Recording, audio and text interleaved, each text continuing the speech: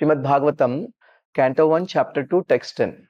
Kāmasya nendriya prītir lābho jīveta yāvatā jīvasya tattva-jijñāsā nārtho yasceha karmavihi. Kāmasya of desires, not indriya senses, prītihi satisfaction, labhaha gain, jīveta self-preservation, yāvatā so much so, jīvasya of the living being, tattva the absolute truth, jijñāsā inquiries, not arthaha end, yaha cha iha whatsoever else, karma bihi by occupational activities. Translation: life's desire should never be directed towards sense gratification. One should desire only a healthy life or preservation. Since a human being is meant for inquiry about the absolute truth, nothing else should be the goal of one's work. Purport: the completely bewildered material civilization is wrongly directed toward the fulfillment of desires and sense gratification. In such civilization, in all spheres of life, the ultimate end is sense gratification. In politics, in social service, altruism, philanthropy, and ultimately in religion, or even in salvation, the very same tint of sense gratification is ever increasingly predominant. In the political field, the leaders of men fight with one another to fulfill their personal sense gratification. The voters adore the so-called leaders only when they promise sense gratification. As soon as the voters are dissatisfied in their own sense satisfaction, they dethrone the leaders. The leaders must always disappoint the voters by not satisfying their senses. The same is applicable in all other fields. No one is serious about the problems of life. Even those who are on the path of salvation desire to become one with the absolute truth and desire to commit spiritual suicide for sense gratification. But the Bhagavatam says that one should not live for sense gratification. One should satisfy the senses only in so much as required for self-preservation and not for sense gratification. Because the body is made of senses, which also require a certain amount of satisfaction. There are regulative directions for satisfaction of such senses, but the senses are not meant for unrestricted enjoyment. For example, marriage or the combination of a man with a woman is necessary for progeny, but it is not meant for sense enjoyment. In the absence of voluntary restraint, there is propaganda for family planning, but foolish men do not know that family planning is automatically executed as soon as there is search after the absolute truth. Seeking for the absolute truth are never allured by unnecessary engagements in sense gratification, because seekers of the absolute truth are never allured by unnecessary engagements in sense gratification, because the serious students seek the absolute truth are always overwhelmed with the work of researching the truth in every sphere of life. Therefore, the ultimate end must be seeking after the absolute truth, and that sort of engagement will make one happy because he will be less engaged in varieties of sense gratification. And what is the absolute truth is explained as follows. Om Ajnanatimirandasya Jnananjana-shalakaya Chakshurunmilitam Yena Tasmai Shri Gurave Namaha. See, yesterday we have learned few things in yesterday's verse. I'm quickly going back and recap. Dharmasya hi apavargasya. First statement, Dharmasya hi apavargasya. Dharma is meant only for apavarga. Dharma is meant for ultimate liberation, moksha, that is to become the servant of the Lord, to go back home, back to Godhead. So this is the purpose of dharma. Na artho arthaya upakalpate. It is not meant for earning, gaining material wealth. Artha. Dharma is not meant for artha. Nathasya dharmaikantasya kāma labhaya hi smritaha. It is told by intelligent people, the great sages, that dharmaikanta, one who is a dharmic person, for him, artha is also not meant for kāma. So dharma is not meant for artha, Artha is not meant for kāma. This is what is told by the intelligent people for one who is practicing dharma, dharmaikanta. This is what we discussed yesterday. In this, I told first of all, what is pavarga? Pavarga consists of pa, pha, ba, bha, ma. Pa represents parishrama, means hard labor, or also parabhavam, the defeat. Always we try to do something, try to enjoy, we get defeated.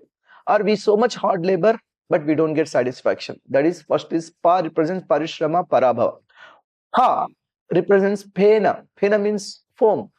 Why it is told is that after, people do so much hard labor that even foam is coming out of their mouth. We see some animals working very hard, foam is coming out of their mouth, and people who are sleeping, always snoring, and foam is coming out of their mouth.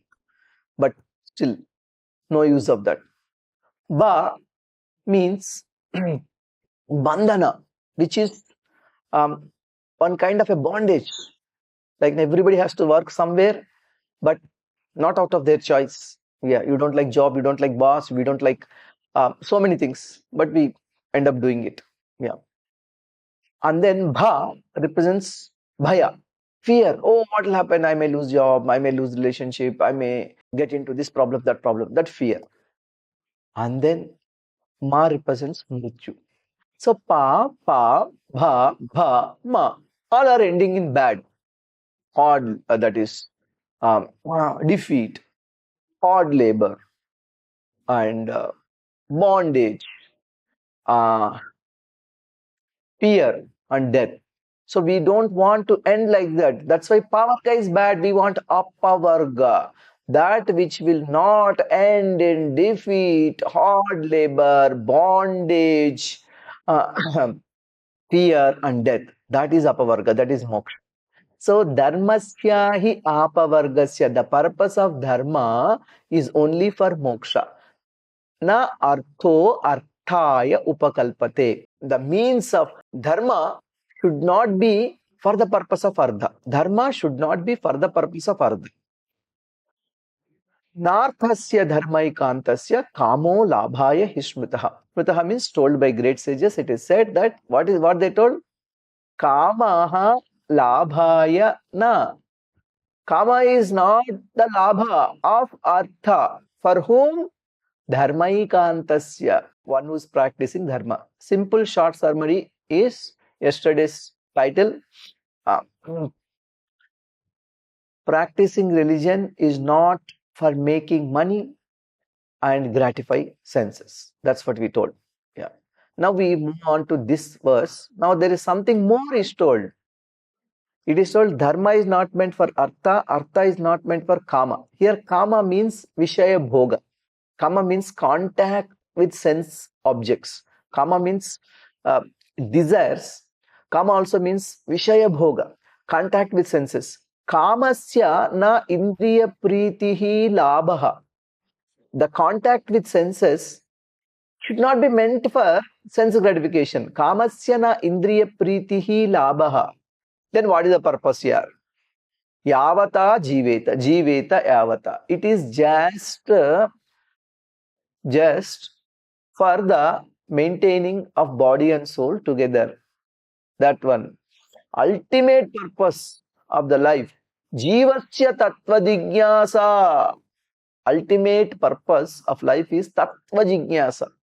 Tattva-jijñāsā means inquiring about the Supreme, researching about the Supreme, trying to reach the Supreme. Na artaha yasyeha karmabhihi. Nothing else should be goal of the activities. Here karma in one sense means dharma.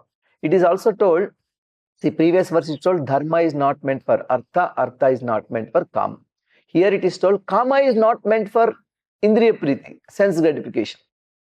Then what is kāma meant for? It is said that jīveta yāvatā, just maintain your life. Only that much you should have. Yeah.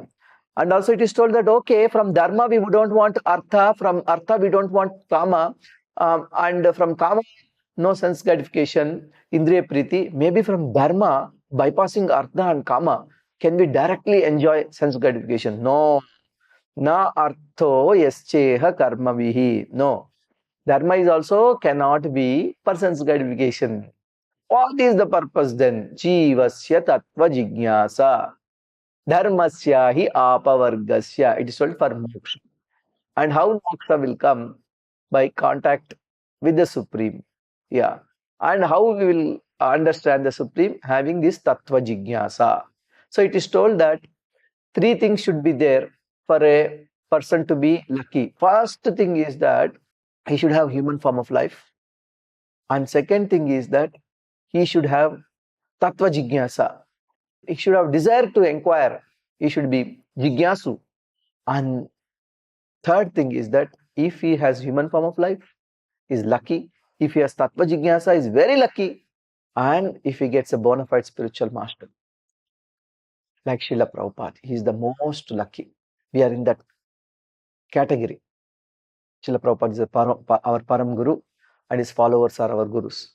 Jīvasya tattva-jijñāsā. So the ultimate purpose is this thing. In short, dharma is not meant for artha. Artha is not meant for kāma. Kāma is not meant for indriya priti. Kāma is meant for jīveta yāvatā, maintaining healthy life. And the ultimate purpose is tattva-jijñāsā and apavarga. No other goal for the activities, karma, dharma, we do. No other goal. See now, life's desire should never be directed towards sense gratification. That's what it is told. Kāmasya na indriya pritihi. One should desire only healthy or self-preservation. Labho jīveta yāvatā. Yeah. Since a human being is meant for inquiring about the absolute truth, jīvasya tattva-jijñāsā. Nothing else should be the goal of one's work. Nartho yascheha karmabhihi. Nothing else should be goal of one's work. Perfect. The complete bewildered material civilization is wrongly directed towards the fulfillment of desires in sense gratification. Everybody, whether it's a child or an old man, what they are trying to do, they are trying to do sense gratification. This boy is playing the video games, that grandfather is watching the television and doing something else. Everybody wants sense gratification. Whole material civilization is behind sense gratification. In such civilization, in all spheres of life, the ultimate end is sense gratification. No matter what you do, people say you study well, study well, study well. Then what happens? You go to America. Then what happens? You learn lot of money. Then what happens? You can gratify your senses. Whatever it is. Oh, you should build a home. Why? It's permanent home. How permanent it is? We are not permanent. How the home is permanent? There's a own house. How long you can own? In fact, in the beginning, it is owned by somebody. After some time, you buy that. You think you are the owner. Then you take the home loan that is owned by the bank. By the time you repay all the home loan, like your children will come and they will take the house. So how you are owned, you are actually not owning. So ultimate purpose in civilization for everything is ultimate end is sense gratification. Prabhupada is giving 5 or 6 examples in politics, social service, altruism, philanthropy, and ultimately in religion or even in salvation, the very same tint of sense gratification is ever increasingly predominant. Prabhupada explained, in all these things, in politics also, social service, altruism, philanthropy, and even in religion and salvation, ultimate goal is sense gratification. That is why Bhagavatam rejects all this and says that only pure devotional service. Yeah. All others are cheating dharmas, kaitava dharmas. Dharma projita kaitavotra paramo nirmatsaranam satham. Vedyam vastavam atra vastu sivadam tapatrayonmudanam. So, Bhagavatam is meant for rejecting all the kaitava dharmas and bringing the ultimate, that is bhakti and worshipping Krishna. So Prabhupada is telling now he took the name of politics, social service, altruism, philanthropy, and religion and salvation. Politics, religion, and salvation are clear to us.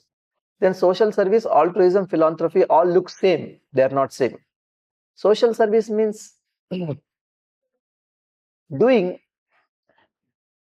some selfish charitable activities for name and fame. Altruism means they say they are doing it selflessly, but ultimately may not be in this life. They are expecting some benefit in the next life in a unorganized way. Philanthropy is doing it in institutionalized or organized way. One sense, all three are service to society and people. One expects gain immediately, one expects gain in future births or later. So ultimately, there is a sense gratification in this thing. You ask somebody, why are you giving charity to beggar? He said that my desire is that I don't become beggar. Okay, you have some desire. Yeah. And then, why are you doing this thing there? He said, I want to go to America and doing this thing. So why are you serving the poor? I want to get punya. Why you want punya? I want to enjoy in heaven. That is what Prabhupada is saying here. Now, see, in politics, Prabhupada is giving example. In the political field, leaders of men fight with one another to fulfill their personal sense gratifications. So why that guy is bad, I'm good, you elect me, and then they will say, why they are doing it? Just because they can gratify senses. How they can gratify senses? They'll have name and fame, and also they can be corrupt and they can loot money. These voters also, the voters adore the so-called leaders only when they promise sense gratification. The voters, why they voting? Oh, I'll give you this free bus, this free thing, free rice, and then everything is free, and then we can give TV, washing machine, whatever, everything free. Oh, they'll think like. So they also say a good person is, because he is gratifying his senses, he is also gratifying our senses. Very nice. As soon as the voters are dissatisfied in their own sense gratification, they dethrone the leaders. That's what happened to one famous leader in Telangana. He was dethroned. He gave so many things free, but people expect more. And because there's no end to sense gratification. I give this, I give this, I give, you give 10 things, they will expect another 15 things. The leaders must always disappoint the voters by not satisfying their senses. Prabhupada is saying the leader must always disappoint the voters by not satisfying their senses. We think that leader should never disappoint their followers. Leader should disappoint the followers in the matter of their sense gratification. Otherwise, he is not a leader. But if anybody says like that, I will not give free bus, I will not give free ration, I will not give free, people actually don't elect. So we have to see. And that's why in the democracy, there is all this problem. In one place, Prabhupada called democracy as demon crazy. The same is applicable in all other fields. No one is serious about the problems of life. The same is applicable in all other fields. Just like politics example, in other fields. Other fields means social service, philanthropy, and charitable activities. And also in religion. Even those who are on the path of salvation desire to become one with the absolute truth and desire to commit spiritual suicide for sense gratification. You may think people who want salvation, liberation, they are good. They don't have sense gratification. They also have sense gratification. How? Because they want to become one with God. They want to become merged with God. They want to become God. So that is also a sense gratification, that I want to become God. But the Bhagavatam says that one should not live for sense gratification. Yes. Prabhupada said one place, why do you want to become God? You become better than God. Oh, how is that possible? See this Mother Yashoda. She is chasing Lord Krishna. God is running with fear and she is running behind with a stick. She has become better than God. Prabhupada was saying. One should satisfy the senses only in so much as required for self-preservation and not for sense gratification. Then what is the purpose of having all these senses? And because senses always need gratification. How much we have to do? Do for self-preservation. But not for sense gratification. How much you have to earn? Earn as much as required to maintain your body and soul together to make on the progress on the path of spiritual life. Because the body is made of senses, which also require a certain amount of satisfaction. There are regulative directions for satisfaction of such senses. Yes, body is made of senses. Senses require satisfaction. Then there is a regulated way, authorized way, Vedic way one has to follow. But the senses are not meant for unrestricted enjoyment. For example, marriage or the combination of a man with a woman is necessary for progeny, but it is not meant for sense enjoyment. So marriage is not for sense enjoyment. Marriage is for producing Krishna conscious progeny. In fact, Krishna says in Bhagavad Gita, Dharma aviruddho bhuteshu kamosmi bhartarshaba. I am that kāma which is not contrary to religious principles. Krishna is telling. In the absence of voluntary restraints, there is a propaganda for family planning. And people say family planning, family planning, family planning. But in what is exactly family planning? Family planning is that you can have unrestricted enjoyment if you have some kind of a surgery for men or women so that children will not be produced. But Prabhupada is saying here, but foolish men do not know that family planning is automatically executed as soon as there is a search after the absolute truth. But when people, after producing enough number of children in Krishna consciousness, they give up this sense enjoyment and search after the absolute truth. That is a natural family planning. Seekers of the absolute truth are never allured by unnecessary engagements in sense gratification, because the serious students seek of the absolute truth are always overwhelmed with the work of searching the truth. So they are not entangled. Yeah, as Grasta Dharma, they produce children, and once the children are growing up, they give up the sense gratification or life centered around sex, and they engage life in seeking the absolute truth or researching the absolute truth. So in every sphere of life, therefore, the ultimate end must be seeking after the absolute truth, and the sort of engagement will make one happy because he will be less engaged in varieties of sense gratification. The moment we are seeking after absolute truth, we will not seek after sense gratification. The desire for sense gratification will come down. And what that absolute truth is explained in the next verse. Hare Krishna. There are a few other points on this particular verse. Those involved in material enjoyment, this is from the commentary of Baldev Vidyabhushan. He is saying that those involved in material enjoyment think the results of dharma is artha. Artha's result is kāma. And kāma's result is the indriya priti, pleasure of the senses. One again performs the sequence beginning with dharma. People generally think that dharma is meant for artha, artha is meant for kāma. Yeah. In fact, there are statements like dhanam moolam idam jagat. That means in this world, for enjoyment, dharma is the moola. And also people say that from dharma, one can execute dharmic activities. That is also they said. And in general, people say that from dharma, artha and kāma is important. So, dharma, arthascha, kāmascha, kimartha sevyate. From performance of dharma comes artha and kāma. Can artha not be served? This is a question raised in Mahabharata.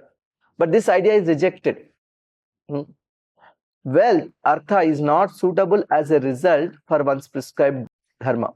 What is the nature of the dharma? It is for attaining the wealth of bhakti. In 5th canto, Baldev Vidyabhushan is quoting, Yatha varna vidhanam apavargaschapi bhavati. All these destinations are prescribed for oneself according to the quality of their actions as indicated in the Vedas. Apavarga is then achieved.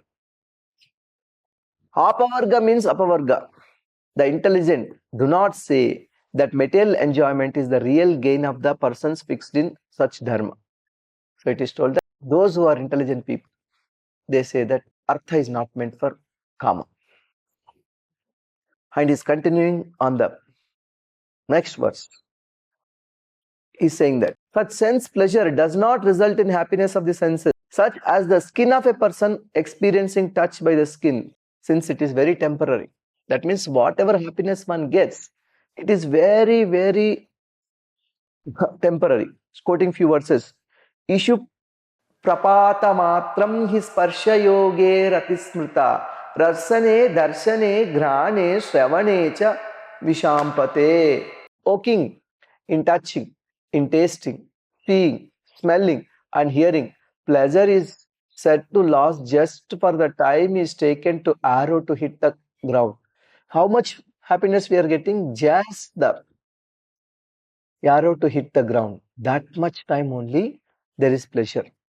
But as long as one lives, one attains enjoyment. Yāvatā syāt sva nirvāhaha svikuryāt tāvadardhavit ādikye nyūnatāyām cha chavate paramathatah. The person in knowledge of matter should accept as much as he needs for maintains his life. He falls from the spiritual goal by accepting too much or too little. So how much he should earn? Sufficient. If he earns less, he will fall down. If he earns more, he will fall down. Because something is required to maintain body and soul together. Inquiry about the truth by undertaking Nishkama-dharma, which purifies the heart, is the goal of life. What is famous as Artha? What is Artha? Artha means wealth. That is in the form of animals, domestic animals, sons, and attaining to heavenly planets by karmas. These are all not the goal, since they are all destructible. The following should be understood. Those who desire liberation perform actions for detachment. There are people who perform these activities, dharmic activities, but with the mode of detachment. The person dedicated to me, Krishna is saying in 11th canto, Nivrittam karma seveta pravrittim matparastyajet jijñāsāyam sampravutto nadriyet karma chodanam. The person dedicated to me engages in karmas without desire and gives up karmas for material results. The person completely fixed in yoga rudha does not care for the nitya and naimittika karmas. This is quoted in the 11th canto. There are activities which are done without pain to the animals. Agnihotra, Darsha, Paurnamasa, Chaturmasa are without animal offering. But the higher than this is the Brahma Yagni. So that is what is told. Higher than that is the Brahma Yagna. So one cannot do, even though dharmic, the Pashu Yagnas. Pashu Yagna kadam himsair madrusho shashtumarhati antavadbhir iva prajna kshetra yagnai pisachavat. How can I perform animal sacrifice with violence? The wise person, by temporary sacrifice in holy place, is like a witch. The wise person who practices all these yajnas in a holy place is like a witch. Yeah. It is told, Darsha, Paurnamasa, Agnihotra and Chaturmasha are actions of the wise. Among these actions, yajna is eternal. Persons not engaging in projects having determination and cleanliness called Brahma. The Brahmanas with a desire for immortality satisfy the Devatas and also the Supreme Lord. So one cannot be performing activities for sense gratification. Ultimate purpose of life is tattva-jijñāsā, apavarga, going back home, back to Godhead. So in conclusion, dharma is not meant for artha. Artha is not meant for kāma. Kāma is not meant for indriya priti or sense gratification. At the same time, dharma also is not meant directly indriya priti. But sense gratification is necessary because we have senses. That should be only in a regulated way. Limited sense gratification should be. It should not be too less. It should not be too much. Just to keep the body and soul together. One has to take expert guidance on how much it is required for our maintenance. The ultimate purpose is apavarga, dharmasyahi apavargasya, and only for tattva-jijñāsā, inquiring about the absolute truth. One, that is the purpose of life. So what is that absolute truth? We can discuss in the next class. I will stop here. If anybody has any questions and comments, please ask now. Hare Krishna, Prabhuji. Hare Thank Krishna. you so much. Very wonderfully explained. But Prabhuji, here the maintenance, like soul and body together, there only sometimes there's not sometimes, so many times, how much should be as a grihasthas, how much should be earned, and how much should be endeavor, and all that it will be understanding may be difficult. So what should we do? Very good. How much should we earn, or how much, what is for self-preservation? Is it 20,000 per month, or it is 2 lakh per month, or it is $2 billion per month? What is? How much is too much, or how much is sufficient? Before this question, there's one more question. That question is, whatever we have earned, there is a 50% should be given in charity. That's what Shastras are saying. Srila Prabhupada said, Acharyas did like that, Goswamis did like that. First of all, if we are not doing that, then there is no question of self-preservation at all. Even in self-preservation, Vedic dharmic way, we will have to give in charity, because other three ashramas, grihastha should maintain. So if we are only continuously earning for ourselves, it looks like that I need more. My daughters need more, my sons need more, my granddaughters need more, my great granddaughters need more. So my parampara, seminal parampara needs more and more. So only those thoughts will come. So some other time we will, this is what Chaitanya Mahaprabhu called Vairagya Vidya Nija Bhakti Yoga. Vairagya Vidya is simple living, Nija Bhakti Yoga is the high thinking. So the formula of simple living and high thinking, how much we require, that depends for different varnas and different ashramas differently, and also based on the time, place and circumstances, that is different for different people. But the principle is same. One should not over endeavor. One should not over endeavor to earn more and more to the point of forgetting spiritual life. Yeah. Yes, Roji. Thank you so much. I think I understood we need to focus on spiritual things and especially guidance from the superiors who can guide you. Thank you so much. Thank you. Hare Krishna. Hare Krishna. Okay, we'll stop here. Hare Krishna. Hitesh Prabhu, what's your question? Yes, Prabhu. Here it is mentioned, Prabhu, in this purport that the political leaders, they should not sense gratification. They should not support for the people or voters or something. Not only political leader, all leader. Leader should be Krishna conscious and intelligent enough under the proper guidance. Then everything is possible. But not simply by sense gratification. One has to tell them about the higher purpose of life. For example, recently conducted Kumbh Mela by the state government of UP and central government. Like most of the people in India, at least 50% or something like 50% have gone there and participated in the festival. The promotion, the facility that is given for progressing higher spiritual life, it is very commendable. So by doing activities like that, people will give up sense gratification is the only purpose of their life. Yeah. Hare Krishna.